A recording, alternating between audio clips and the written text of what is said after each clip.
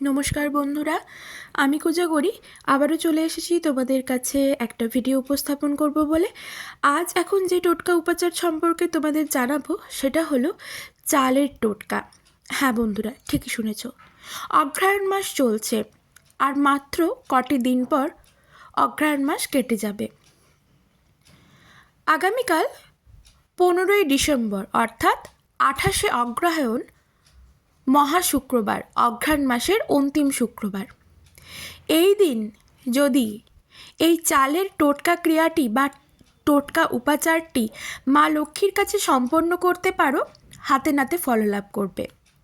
বন্ধুরা, প্রচুর অর্থ লাভ করবে, ধনবান হবে, মা লক্ষ্মীর কৃপায় কোটিপতি হবে তুমি। আটকে থাকা টাকা খুব অনায়াসে ফেরত পাবে তুমি। তোমার জীবনের অর্থ রোজগারের পিছনে বাধাগ্রস্ত যে জীবনটি তোমার, সেটার থেকেও চিরতরে মুক্তি পাবে তুমি। হ্যাঁ বন্ধুরা, ঠিকই শুনেছ। আমি ওমের মা চ্যানেলে তোমাদের আবারও সুস্বাগতম। আশা করি সকলে ভালো আছো, সুস্থও আছো, আমিও আছি।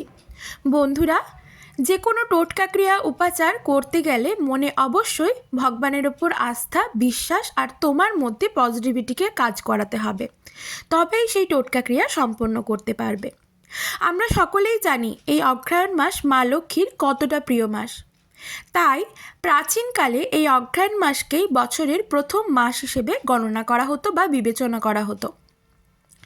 বন্ধুরা, আমরা সকলেই জানি এই অগ্রহায়ণ মাসে কাঁচা ধান মাঠ থেকে উঠে আসে গ্রামের বাড়িতে, যারা চাষাবাদ করে জীবন কাটায়।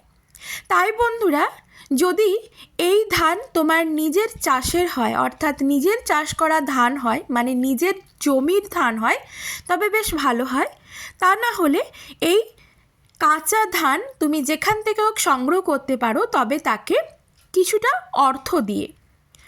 হয়তো সে নিতে চাইবে না যে অল্প একটু এক মুঠো ধান নেবে, এতে আবার টাকার কি আছে, তখন সেক্ষেত্রে তুমি তাকে 16 আনা হলেও নিবেদন করবে, মানে 16 আনা মূল্য ব্যয় করে তুমি তার কাছ থেকে এক মুঠো কাঁচা ধান নিয়ে আসবে। যদি, আমি বারবার বলছি, যদি এটা তোমার নিজের চাষ করা জমির ধান হয়, কাঁচা ধান, তবে বেশ ভালো হয়। যদি তা না হয়, কারোর কাছ থেকে তুমি নিয়ে আসতে পারো, সেটি যেন এই বছরই হয়। আর এই ক্রিয়াটি বন্ধুরা আগামীকালই সম্পন্ন করতে হবে। তাই পুরো ভিডিওটা স্কিপ না করে অবশ্যই ভিডিওটি পুরোটি দেখো।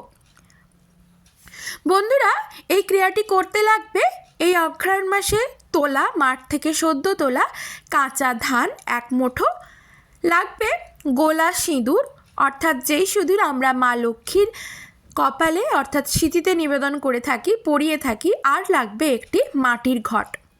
বন্ধুরা, প্রথমে মাটির ঘরটি কিনে এনে মাটির ঘরটি ভালো করে ধুয়ে শুদ্ধ করে নেবে গঙ্গাজল সহকারে। তারপর ঘরটিতে সিঁদুরের গোলা দেবে, হয় মঙ্গল চিহ্ন একটি অঙ্কন করবে, হয় স্বস্তিক চিহ্ন অঙ্কন করবে, নয়তো 3টে সিঁদুরের ফোঁটা এবং 2টো হলুদের ফোঁটা দিয়ে, মানে হলুদের গোলা হলুদের ফোঁটা দিয়ে মঙ্গল চিহ্ন অঙ্কন করতে পারো। তারপর সেই এক মুঠো কাঁচা যে ধান বলেছিলাম, সেই ধানটিকে এক মুঠো হলেই হবে, 2 মুঠো বা পুরো পরিপূর্ণ করতে হবে মাটির ঘরটি, এমন কোনো কথা নেই। সেটি ধানটিকে এক মুঠো ধান, তোমার মুঠোতে যতটা ধান উঠবে, কাঁচা ধান অবশ্যই এই বছরের, সেই কাঁচা ধানটিকে মাটির ঘরটি পরিপূর্ণ করে দাও, মানে মাটির ঘরটির মধ্যে দিয়ে দাও। পুরো পরিপূর্ণ করতে হবে না, না করলেও হবে, তোমার মুঠোতে যতক্ষণই ধান উঠবে সেই ধানটি। তারপর মাটির ঘরটি অবশ্যই চাপা দাও, হয় একটি মাটির কোনো কিছু চাপা দাও, না হলে লাল শালু সহযোগে মাটির ঘরটির মুখটি বেঁধে দাও। তারপর সেটি কালকে অর্থাৎ আগামীকাল শুক্রবার, মহা শুক্রবার, অঘ্রাণ মাসের অন্তিম শুক্রবার, মা লক্ষ্মীর চরণে নিবেদন করে রেখে দাও, মা লক্ষ্মীর পাশে রেখে দাও সেইটি কালকে সারাদিন। তুমি তোমার মতো করে মা লক্ষ্মীর পুজো করো। বন্ধুরা, আমরা সকলেই জানি, আমরা বাঙালিরা যেমন বৃহস্পতিবারকে মা লক্ষ্মীর বার হিসেবে ধরি, সেই রকমই আমার যারা অবাঙালি বন্ধু আছো তারাও কিন্তু শুক্রবারটাকে মা লক্ষ্মীর বার হিসেবেই ধরে। তাই সেক্ষেত্রে বন্ধুরা বৃহস্পতিবার এবং শুক্রবার এই দুদিনই এই ক্রিয়াটি সম্পন্ন করা যায়। তাই অঘ্রাণ মাসের মহা শুক্রবার আগামীকাল এই ক্রিয়াটি সম্পন্ন করো। যদি কোনো বাধা থেকে থাকে তাহলে অঘ্রাণ মাসের যেটা সংক্রান্তি, অর্থাৎ আমরা অনেকেই জানি সেই সংক্রান্তিকে গুড়ি হাত সংক্রান্তি বলা হয়, কারণ এই দিনে অনেকের বাড়িতে পিঠে করার নিয়ম আছে। তাই আমরা এই সংক্রান্তিটিকে মানে অঘ্রাণ মাসের এই সংক্রান্তিটিকে গুড়ি হাত সংক্রান্তি নামেও চিনি। সংক্রান্তির দিনও করলেও চলবে। সেই ঘটটা যে চাল পূর্ণ করে রেখেছিলে সেটা মায়ের কাছে সারা সন্ধে নিবেদন করা করে দিলে। তুমি সন্ধেবেলায় যদি তোমার সাধ্য সামর্থ্য থাকে ধূপ ধুনো সহকারে সেটাকেও দেখালে, মানে পুজো করলে, এবং ঘিয়ের প্রদীপ যদি প্রজ্বলন করতে পারো, সাধ্য সামর্থ্য থাকে তাহলে অবশ্যই প্রজ্বলন করবে। যদি সেক্ষেত্রে না পারো সেক্ষেত্রে সরষের তেলের প্রদীপ প্রজ্বলন করলেও চলবে। তারপর শুক্রবার দিন কাজটি করার পর শনিবার দিন এই ঘরটিকে হয় ঠাকুরের স্থানেই রেখে দাও, যদি সেখানটি অনেক বড় জায়গা থাকে তাহলে ঠাকুরের স্থানেই রেখে দাও, না হলে যে জায়গায় রাখবে সেই জায়গাটি যেন ঈশান কোণ হয়, অর্থাৎ বাড়ির উত্তর পূর্ব কোণ। উত্তর পূর্ব কোণ অর্থাৎ ঈশান কোণকে ভগবানের স্থান হিসেবে মনে করা হয়, তাই জন্য আমরা সেই জায়গায় ঠাকুর ঘর স্থাপন করে থাকি। তাই যে রুমেই রাখো বা রান্নাঘরে রাখো বা তুমি ঠাকুরের স্থানেই রাখো, অর্থাৎ ঠাকুর ঘরেই রাখো বা ঠাকুরের সিংহাসনেই রাখো, সেটা যেন ঈশান কোণ অর্থাৎ উত্তর পূর্ব কোণ হয়, এটা লক্ষ্য রাখো। সেই জায়গায় এই চাল পূর্ণ করা ঘরটি, মাটির ঘরটি রেখে দাও এবং সেই জায়গাটি প্রতিদিন যেমন নিত্য সেবা করো, ঠাকুরের ফুল দাও, চন্দন সহযোগে ঠাকুরকে নৈবেদ্য সাজিয়ে দাও, ধূপ ধুনো দেখাও, প্রদীপ দেখাও, ঠিক একইভাবে সেই ঘট যেটা রেখেছিলে চালটি পূর্ণ করে ঢাকা দিয়ে, সেই ঘটেও কিন্তু প্রতিদিন সাদা চন্দন সহযোগে একটি করে ফুল দেবে, কারণ মা লক্ষ্মীর পুজোতে সাদা চন্দন ব্যবহার করা হয়, তুলসী পাতা কিন্তু দেবে না। সাদা চন্দন সহযোগে যে কোনো একটি ফুল নিবেদন করবে এবং ওই ঘরটিতে প্রতিদিন যাতে ধূপ ধুনো পায় এবং প্রদীপের শিখা অর্থাৎ প্রদীপ যেটা আমরা প্রজ্বলন করি, প্রদীপের আরতি করি, কর্পূরের আরতি করি, সেইভাবে কিন্তু ওই জিনিসটিকেও করতে হবে। এটা করলে কি হবে, তুমি 30 দিনের মধ্যে ফললাভ করবে। কোনো দিন আর্থিক সংকটে পড়বে না, তুমি কোনো দিন রোগে শোকে আচ্ছন্ন থাকবে না। অর্থাৎ দেখো, রোগ হতেই পারে, শরীর খারাপ মানুষের হতেই পারে, সেক্ষেত্রে আমরা ডাক্তার দেখাই, আমাদের সেরেও যায়। আমি এটাই বোঝাতে চাইলাম যে অনেকটা অর্থ ব্যয় করতে হবে এমন কিন্তু হবে না, এমন কখনোই হবে না। তুমি কখনো ধার দেনায় জর্জরিত থাকবে না, অর্থ সংকটে বা অন্যভাবে কোনোদিনও তোমাকে পড়তে হবে না। চিরকাল তুমি ধনবান থাকবে, চিরকাল তুমি যেখানে অর্থ রাখো সেই জায়গা কখনোই ফাঁকা থাকবে না।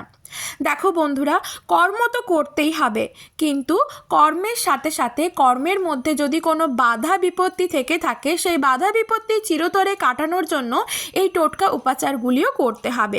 করলে হাতে নাতে ফললাভ করবে। তবে অবশ্যই মনে যদি বিশ্বাস রেখে এই ক্রিয়াগুলি সম্পন্ন করতে পারো তবেই হাতে নাতে ফললাভ করবে। কারণ বন্ধুরা, টোটকা ক্রিয়া যারা বিশ্বাস না রেখে করে, অর্থাৎ ভগবানের ওপর আস্থা বিশ্বাস না রেখে করে, বা যারা মনে করে দেখলাম এই ভিডিওটা তো একবার করেই দেখি, এই রকম যদি গাফিলতি নিয়ে কেউ করতে যায় তবে তার জন্য কিন্তু টোটকা ক্রিয়া নয়, তাতে কিন্তু হিতে বিপরীত হবে। ফললাভ তো করবেই না, উল্টে বিপরীত ফল হবে। আশা করি আমি বোঝাতে পারলাম। অনেক মানুষ আছে যারা প্রচুর পরিমাণে অর্থ রোজগার করেন কিন্তু অর্থ সঞ্চয় করে রাখতে পারেন না, কোনো না কোনো উপায়ে টাকা বেরিয়েই যায়। দেখো, আমরা অনেকেই বলি টাকা নিয়ে কি হবে, টাকা কি কেউ চিবিয়ে খাবে? না, টাকা কেউ খাবে না, কিন্তু টাকা না থাকলে তুমি খেতেও পাবে না, টাকা না থাকলে তুমি জীবনে চলতেও পারবে না। এটাই হলো আসল সত্য, মানে দৃঢ় সত্য কথা যাকে বলে। তাই বন্ধুরা, এই ক্রিয়াটি কিন্তু সম্পন্ন করে দেখতে পারো। যদি এটি গুড়িহাত সংক্রান্তি অর্থাৎ অঘ্রাণ মাসের সংক্রান্তির দিন করো তাহলে সংক্রান্তির পরের দিন সেই ঘরটিকে অন্যত্র রাখো বা ঠাকুর ঘরেই রাখো। যদি এটি শুক্রবার অর্থাৎ আগামীকাল এই ক্রিয়াটি সম্পন্ন করো তবে সেক্ষেত্রে বলবো শুক্রবার গেল, শনিবার দিনও তুমি কিন্তু ঘরটিকে অন্যত্র রাখতে পারো বা ঠাকুরের জায়গাতে এক সাইডে রাখতে পারো। তবে এই প্রসেসটি অবশ্যই করো, না হলে কিন্তু একটা বিরাট জিনিস মিস করে ফেলবে। এটি অতি প্রাচীন টোটকা, অনেক পুরনো টোটকা। এই ক্রিয়াটি অনেকেই করেছেন এবং তার দ্বারা হাতে নাতে তারা ফললাভও করেছেন। তাই বন্ধুরা, ক্রিয়াটি মিস করো না, অবশ্যই করো। ভিডিওটি ভালো লাগলে একটা লাইক আশা করব। আর তুমি যদি উপকৃত হয়েছো মনে করো, তবে শেয়ার করো তোমার বন্ধুদের সঙ্গে, আপনজনদের সাথে। সবাই খুব ভালো থেকো, সুস্থ থেকো, সাবধানে থেকো। আজ আসি।